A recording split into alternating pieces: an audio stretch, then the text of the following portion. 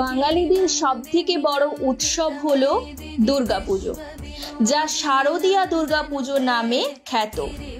রাবণ বধের আগে রামচন্দ্র তা শুরু করেন, কিন্তু আসল দুর্গাপুজো, যা আমরা বাসন্তী পুজো নামে জানি, পুরাণ মতে সেন যুগের রাজ্য হারানো রাজা সুরথ বসন্তকালে ঋষি মেধসের আশ্রমে ঋষির পরামর্শ মতোই কঠিন তপস্যা শুরু করেন। পরে মহামায়ার আশীর্বাদ পেতেই বসন্তকালের শুক্লপক্ষে মূর্তি গড়ে দেবী দুর্গার আরাধনা করেন। রামের জন্মতিথিকে এই পুজোর নবমীর সাথে যুক্ত করা হয়, যা রাম নবমী নামে পরিচিত।